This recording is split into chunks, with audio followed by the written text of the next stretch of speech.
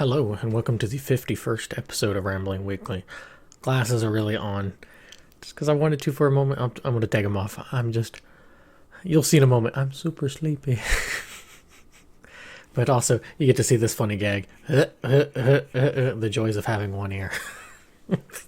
So, it makes it such a pain in the butt, because I always have to have things that, practically fuse to my head, otherwise it just does that. So I always look like stupid. I do that anyways, but I look extra stupid. Anyways, yeah, we'll take a break and get into the episode proper. Let's go.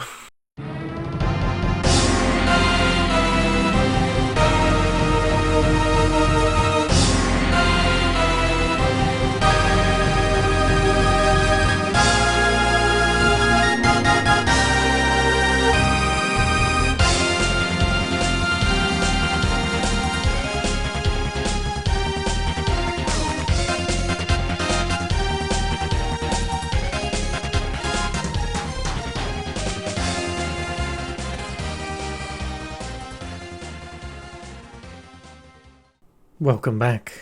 That there is Fearless Challenger. Look at my notes. Yes, Fearless Challenger. It is the starting opening stage theme of for La-Mulana. I still have yet to beat that game. Every time I kind of dabble in it, I'm like, and then I go to something else. One of these days. I say that, but one of these days. So yeah, it's a pretty beastly tune. A lot of the soundtrack is really good. So yeah, music is going to be coming from that soundtrack this episode. So how y'all doing? Are you doing good? Doing well? Starting the year off all right, I hope. It seems to be a bit of a mixed bag so far, but it is what it is. I have been pretty busy with stuff. Sort of, kind of. Keeping with the writing. It's like, I feel like every time I say that, I add on 5 more pages. It's just kind of like, oh, I got 5 more pages to do. It's like, oh. So it's slowly getting there. I'm hoping with the next stretch here within the week or so, I'll have the rough draft done for next book. Please. So, but that's all on me. I gotta do it. I've actually been on a bit of a tear with completing some games. For putting out for videos and stuff. I did the Fire and Ice one. I'm going through Unmetal right now, which it's something. It's funny. There's some funny bits in it. I don't know how to feel about it. I kind of like it, but in the same hand, there's times where I'm like, this game frustrates me. It hasn't been too difficult so far, but it's silly, which is okay. Silly's fine. So I'm going through that. I've been playing through the Mega Man X games, as there have been multiple people who have asked for me to play through them and make a little Mega Man X ladder for them. So, and I'm not so familiar with them, but I've played through and beaten X and X2, and I started X3 today, and it kicked me in the teeth. I was like, yeah, you're not getting through this one so easily. I'm like, oh no. So, going through that, beat a game that Sushi and I are going to review at some point. So, got that.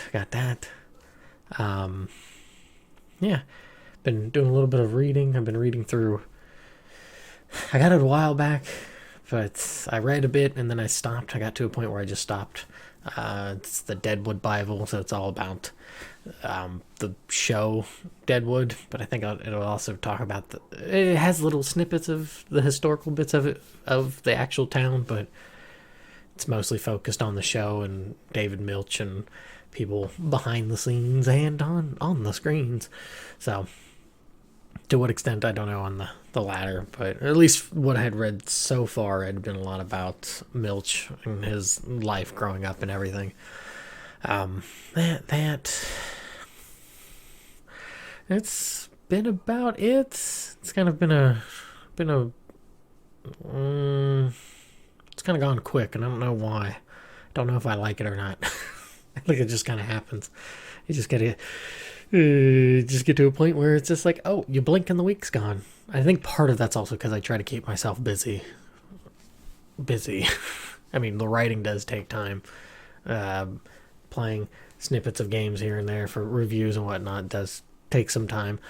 Doing this recording, takes some time to record it. I have my ideas already written down, and a lot of times I'll just like write down the idea and then maybe something like a paragraph, and then I just like I got it in my head what I want, and then it just goes from there. And that's kind of what I did this week. It is 8:30 at night, Thursday night, and I'm waiting to the last minute, even though I've had a lot of time. I don't know. I was bad boy. I was I'll just wait, hold off on it, whatever. Part of that is because I think I got about like 4 hours of sleep last night. Not that I was having sleep issues or anything. I was up really late, and then I was like, oh no, I need to get to bed. And I had to get up at like 5:30 or so. I'm like, but it is what it is. I got a nap in, so even if I look more tired than usual, it's only an act.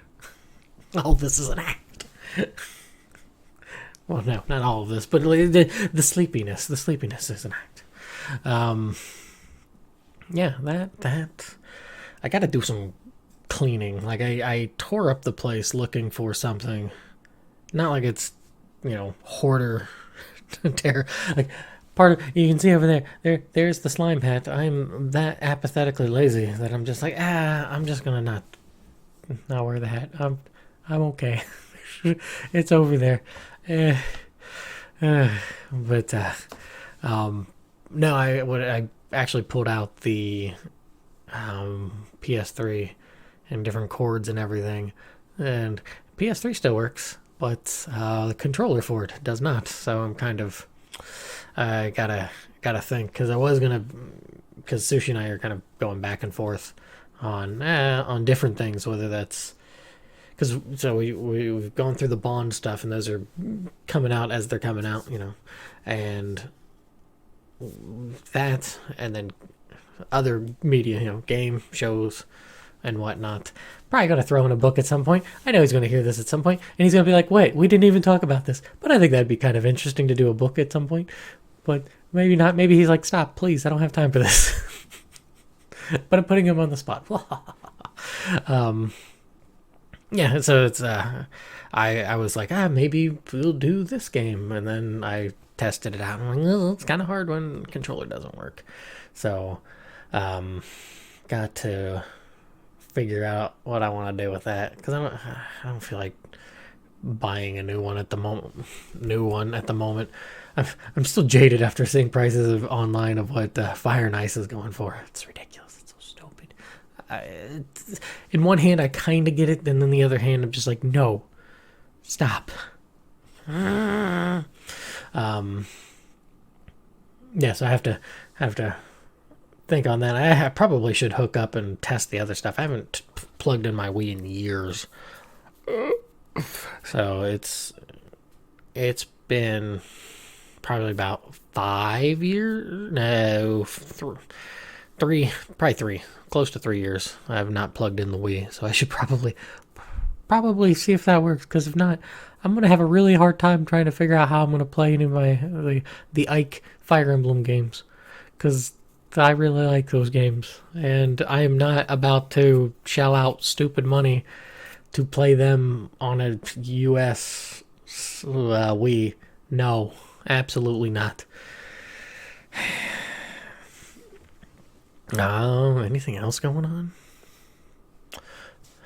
I've been pretty good. I like when I want to if I can talk. I want to watch a Western. Yeah, a lot of in there. Gotten like that, or like I have Jackie Chan. I might watch a like Police Story or something. Got Police Story 1 and 2. I might watch one of those tonight or something. Kind of feel in the mood for something Western, a little bit more of a slow burn, but it's just as enjoyable in its own way. That, or you know what? I might actually watch Jacob's Ladder.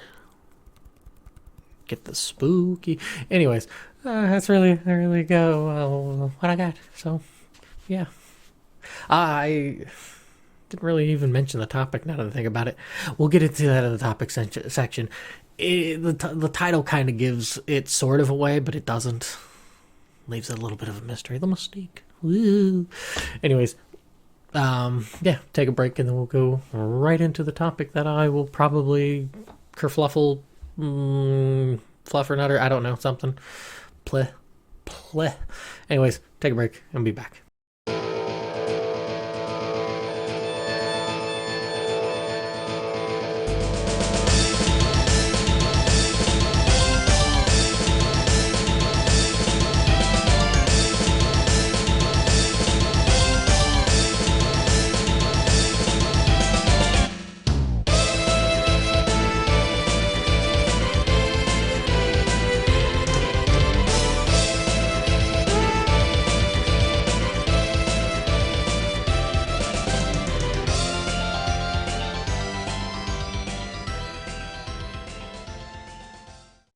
Welcome back. That is Inferno, which, if memory serves, because I didn't get too horribly far into it. I did kind of pop my head into, because you can get into certain areas well before you probably should. And that I think is more like the volcanic area. Yeah, there's a lot of areas in that game, and I know there's like A side, B side sort of thing that happens with it. That it's a very extensive game. Hence why I have not beaten it. So, anyways, I like it. It's a good tune. It honestly makes me think of Ys. Yeah, like Ys 3 in particular. Sure. That's all I've got. That's what it makes me think of. It makes me think of Ys 3 in a good way. Anyways, as the title of the topic for this episode, The Devil in the Machine, I have a note that I'm going to attempt to sort of read from, so it just doesn't look like I'm like, ugh. Basically, the idea is, the devil in the machine. We are at we always talk about like how, we're kind of in a very new age, very unprecedented for, humans and society and all that sort of fun stuff because of technology. There is something to that to a degree.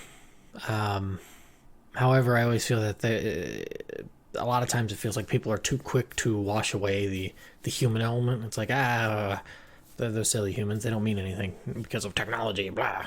And I think, people are people.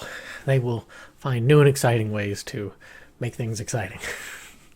But for this, and I noticed with some of the other kind of topic ideas I had, they're sort of kind of threaded together in certain ways. For example, I'm going to bring this up. I used this with sushi a different day, but I think it plays in here a little bit as well. And that is Weltschmerz, which literally, it's a German word because Germans like to take word and other word and combine them together to make some very interesting ideas and words. I wish I could remember the one, but there's a German word for thoughts in the back of the head. It's the literal translation. It's like the deep recesses of your mind or your heart, those thoughts that you'll never share with anybody kind of thing. It's like, ooh, that's kind of a little, not necessarily sinister, I guess, unless you have really sinister thoughts going on back there.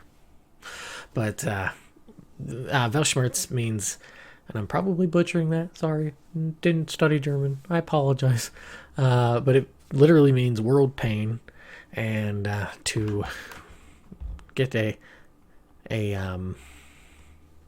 definition of it here, let's see, a literary concept describing the feeling experienced by an individual who believes that reality can never satisfy the expectations of the mind, resulting in a mood of weariness or sadness about life arising from the acute awareness of evil and suffering.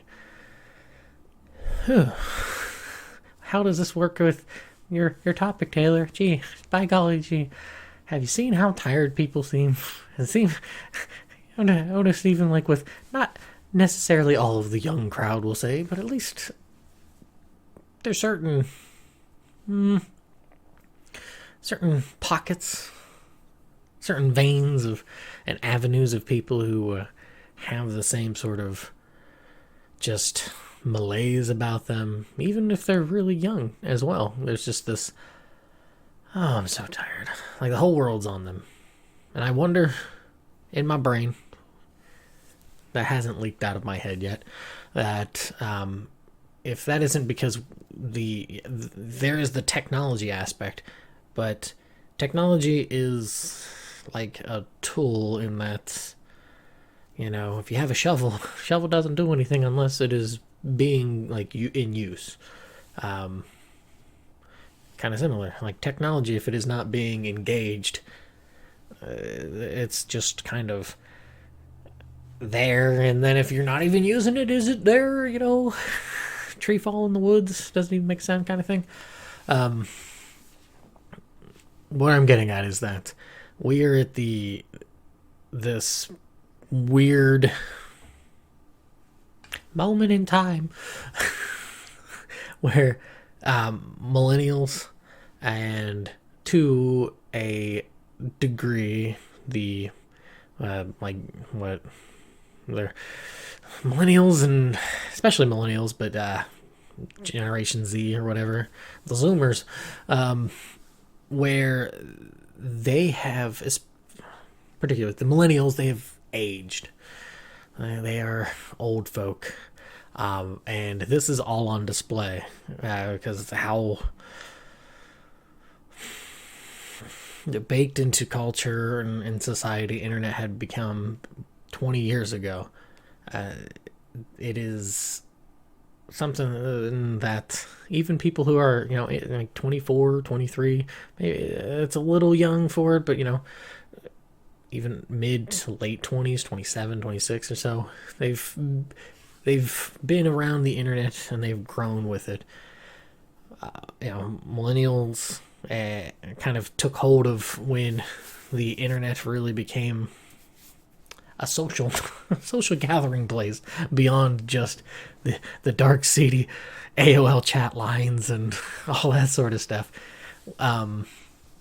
They've gotten old, and I wonder if that hasn't had a repercussion on like the younger generations, and even the ones that are, I think it's a stupid name for it. They like Generation Alpha or something ridiculous because we can't think of better names for these generations.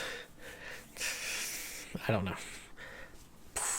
They had like, oh yeah, the silent generation, the baby boomers, X, millennials, Z, A. I mean, I know that there'll be some sort of, what are they? Is it a black swan event? Some sort of big event that will like identify and establish what kind of generation they may be. Millennial one's kind of an easy one to be like, oh yeah, the turn of the millennium. Anyways, the I think I'm going to have to mute my phone. I can never escape it. Replace my phone finally, and anyways, I think with that is that this. I'm part of the millennial thing there. The mark of being young-eyed, how about young, bright-eyed, and bushy-tailed sort of thing, and now I've turned into these middle-aged folk, is all on display to some degree. Not everybody, of course, but it is on display, and there is this. I think the weariness kind of gets put into the internet with just this dour disposition. Millennials in particular, I mean, there's a two-punch going on here. One is that they're getting older, and so you always have the concern of, oh, the specter looming of death as you hit the back nine of life. Like, more importantly is that there have been a lot of body shots that, whether because they're just not like financially able to, emotionally not able to, mentally, physically, what have you, have not been able to quite take the body shots of the .com bubble burst, the crack in the psyche of the 9/11 attacks, the crisis of the home loan stuff at the end of the aughts, and then there was a little bit of gap, and then the last 5 years have really been topsy-turvy, and you could even point to maybe 7 years, if not a little bit longer, have been a bit rocky. There hasn't been quite a calming environment, but in the same hand, it's, all of the chaos around, you can't, and I think people have a problem with this in general. I know people who've struggled with trying to get everything into a good situation so that they can just kind of springboard from that. But sometimes you can't do that. Sometimes you just got to deal with the choppy waters and be like, oh okay, we're swimming, pew, and just kind of go right in, because you can't. All the confluences in your life that make your moment what it is, that's a really hard thing to be able to dictate all of that. In a way, that's kind of psychotic. That's because it's like if you try to make every little moment in your life or every little thing around you into this perfect little bubble, that's kind of scary. That's a tyrannical mindset, to make everything be like, I want it this way, I want it this way, this way, this way, this way. And if it doesn't all fit into this, I can't do what I want to do or what I need to do, what have you.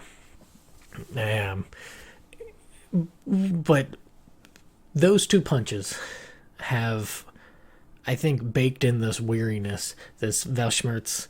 I'm going to say this word wrong 8 different ways. But it's just this weariness, and I think that weariness, you can see it in the early days of just some of the internet stuff that would go on. I really like Newgrounds and things like that. There's cheekiness that, early days of YouTube, there's a bit of a cheekiness, and then it sort of mellowed out, and then it's kind of turned into what it's turned into, and I think you can see it with all different sorts of social media and stuff, is that there's this, it's not like a fun playground. It turns into I've mentioned this before. We've got to turn this into super seriousness. And I think part of the reason why it's got to be super serious is because people get older, and so they want to be either controlling for one reason or another. They have kids, so they want to be protective of those kids. So thus the controlling. Or just because they're getting older and they want to be more serious and they don't have quite the youthful, jovial approach. Or you could just say, just for being stupid. They don't like being stupid. It's not a fun thing half the time, or most of the time, or all the time. It is what it is. So there's the seriousness, and I think in doing so, because of what internet has done is it's decentralized a lot, but what it also has done is kind of turned this into a weird oddity of the people by proximity aren't necessarily the ones that are physically proximate. It's more about what they are proximate to you in a whatever kind of bubble and field you play in on the internet, and so the younger will adopt to what the older, not necessarily the previous generation, but in the same hand, with the anonymity of the internet and with handles and everything like that, it sort of obfuscates that. It blinds us to that to a larger degree. I know I don't even know if Slade really listens to these or not. I'm calling you out, Slade. But Slade will comment on videos, chat with him on Discord and everything. I forget that there's a bit of an age gap.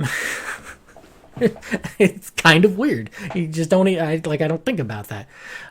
It's not like I'm trying to solicit or send dick pics or anything like that. But like, it's just a weird thing to. It doesn't cross my mind. Now, does that necessarily cross people's minds when it comes to other things? Other people are people more conscientious of it than I am? Perhaps. I am quite the goober. Like it's something I just don't even think about because it's the internet.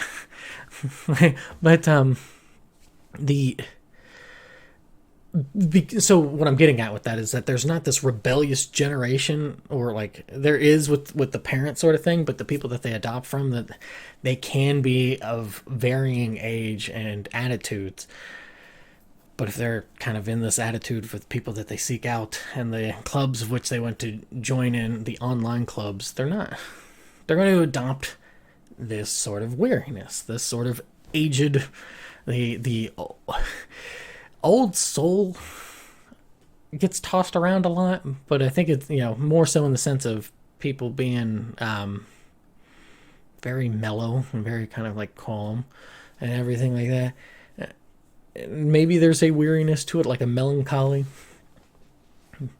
Not that there is a lack of appreciation for fun things, but I know when I was a kid, I was very, not necessarily old soul, but like just I didn't.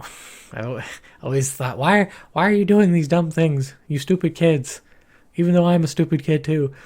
Part of that was just because of the environment that I grew up in, where I was taking care of my brother a lot at a young age. So, even my cousin, she remarked as we got older that, looking back on it, it's like, yeah, you grew up quick, kind of thing. There wasn't a lot of kind of bip-a-doop-a-doop. I just kind of, oh, I'm here, sort of thing. And then I've just regressed ever since. Just slowly and surely, I will get back those years, even if I will be wearing that diaper just on the back end of life, and I'll be just as goofy and silly. But and I think that basically what I'm getting at is that is the devil in the machine, right? Is that by using the internet, by being a part of things like YouTube, Twitter, social media sort of stuff. I can't even remember what was Tom a part of. I can't. It's right there. I see his stupid picture. I don't remember. I didn't even really use it that much. MySpace. There we go. I wanted to say Old Space, but that's not right. Old Space for all the old people. So there's. So so basically all those sorts of things. And I think you see this in some ways. I can't do TikTok. Obviously I ramble too much. And maybe I could like cut sections out and throw pieces and parts of things, but I'm not funny enough to do that. Like, I'm funny when I'm, like, with other people, but I'm not funny by myself a lot of times. That's why I just kind of, like, laugh at silly things, because I'm like, I think in my head, but I'm like, those are really, like, silly, but they're not, like, funny. They're just kind of like, I find those amusing. It's just how I am. I do better bouncing off of somebody else when it comes to wanting to do the funnies. It's just how it works. I don't know. You play the cards you're dealt, and those cards are all crappy. So you just go what you got. But yeah, like with TikTok, I can't really. I don't have the attention span for it. It is too quick, and you see the evolution of the humor from something like Family Guy into what TikTok is. TikTok's a lot of that like cut hard, and it's not like completely out there, sort of like, oh, we're talking about the thing A, and then we're like cut to random referential humor of S sort of thing. It's not nearly as kind of like leapfrogging to different pads all over the pond. but it's still like these hard cuts of boom, boom, boom, which, yeah, I don't have the attention span for that. Because there'll be people who show me stuff on it, or I'll hear like coworkers watching that, and I'm just kind of like, okay, all right, sure, okay. Where the it has in some way, I don't want to say it's invigorated, but what it certainly has done is made people very snappy. And I don't mean necessarily like mean, but they're a lot more quick to have something to say, if that makes sense. Not necessarily that it's bad, or maybe sometimes in the funny realm and stuff, but or maybe it's just I'm just really slow on the draw. I know I can be really slow on the draw on certain things, just because of, I think it's just how I'm built. Partially because I know I put my foot in my mouth a lot of the time, so it's like sometimes I just need I need a 5-second delay. The operator, my brain's like, okay, what are you doing? Why are you doing this? Please stop, please stop, please stop. And they keep on hitting the button, and my brain just kind of just dulls out and just like, oh yeah, that. But yeah, I think the weirdness of where we're at in society and as a species is that, I don't know why I said species weird, but sure, is that we're having to deal with a generation that is being weighted, and more generations to come. We'll see how it plays out. Maybe something will infuse it because of this at some point, like the millennial grandpa. It's like, okay, all right, goodbye, and then we'll take over, kind of thing. It might be something where there's this lag, almost like the generations aren't necessarily by like parent to child to grandparent parent to child, like very marked like that. It'd be more something like maybe grandparent and parent are blocked together, and child and grand, and two children down, they get, like it kind of doubles up like that or something. Who knows? Maybe not. I don't know. I'm not really certain. I just feel like the internet has done this weird thing where it has made more people dour. There's a weariness, an unearned weariness, not necessarily, not through the fault of their own, but it just from being inundated, by being around, by adopting these attitudes of others who, or possibly because there's not a lot of pushback. Because I feel like we see this a lot in just conversations with people a lot. Thankfully, like where I work, I really haven't had that issue whatsoever. People have been pretty good and pretty chill about having an opinion on something, somebody having an opinion on something, but not being like, okay, die. Nothing like that. But more of it's not I'm just not gonna talk to you. I mean, like there's points where that's always like a valid way to go about something, to be like, you're way off kilter, I don't want to talk to you, goodbye. But because of things like the internet, it makes it so easy to just drop that instead of building the necessary skills and mechanisms within oneself to be able to either further dig into a problem, to be like, is this person like really serious about this sort of thing? Do I even want to entertain this sort of thing? Instead, it's an easier thing, like, I'm not even going to try to attempt to entertain it. It's similar to like how I feel with, unless something that's very egregious, I think it's appropriate and important that you give people a chance to redeem themselves. And I think that doesn't happen, really. I could be wrong.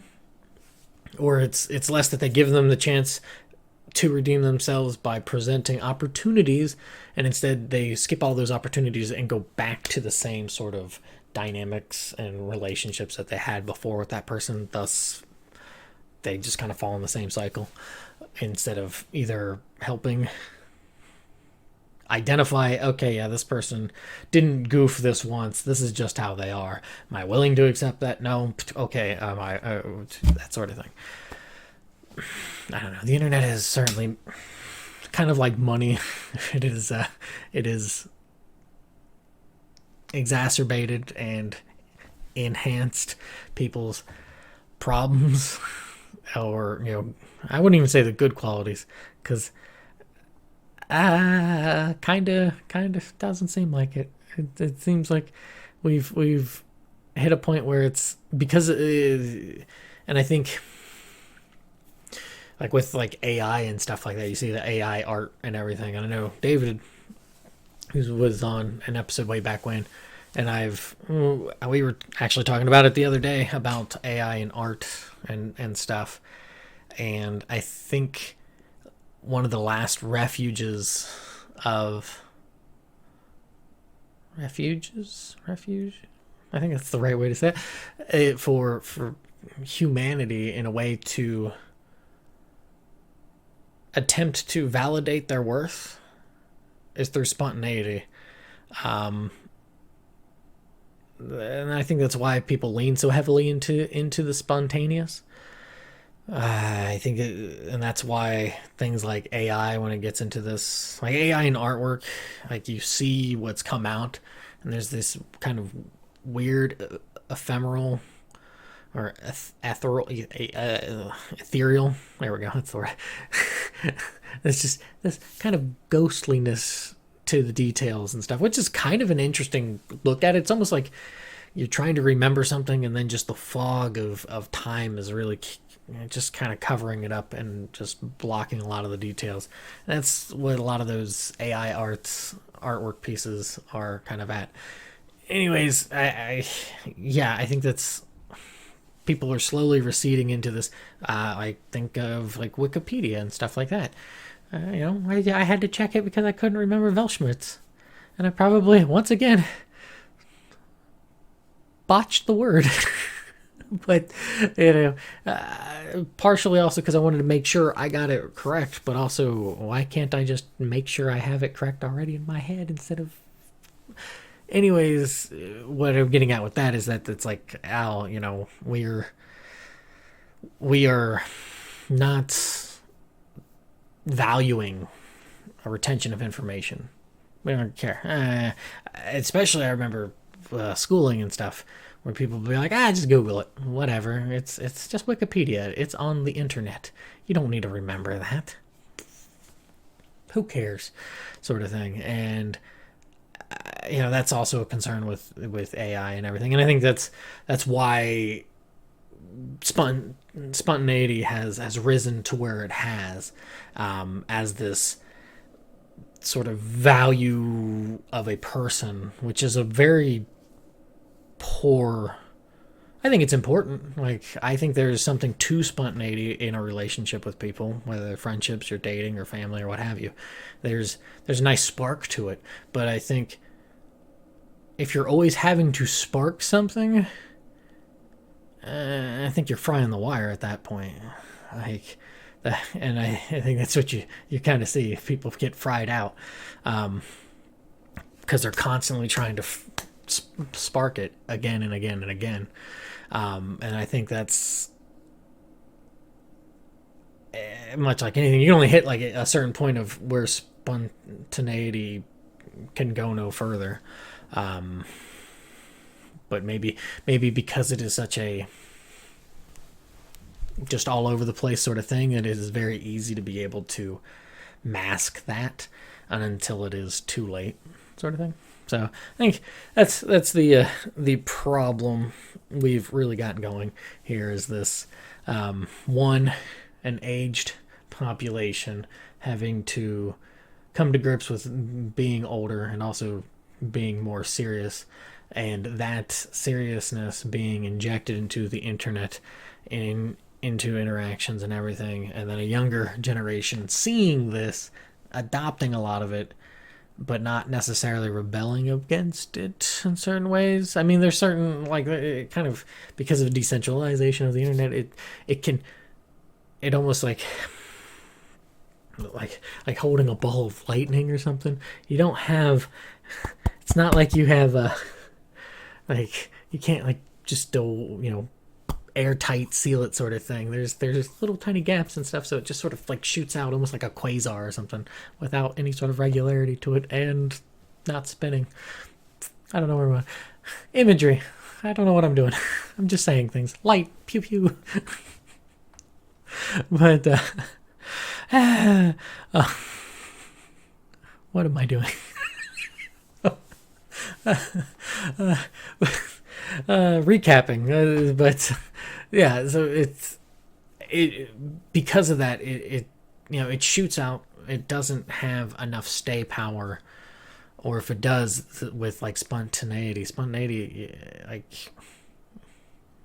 like fads, really, they'll be there for a moment and then they're gone. And especially with how quick the internet kind of goes through things, it gets played out because so many people jump onto it, and it's just like, okay, and then it just gets dried out, and then it's on to the next thing, and then when the next thing hits hot, and then it's gone, and boom boom boom boom boom. It is certainly a devilish machine. Dun dun dun. Anyways, we're gonna take a break because I'm kind of was all over the place with this one, but that's okay. That's what these things are about. Anyways, take a break and then we'll be back with the quote.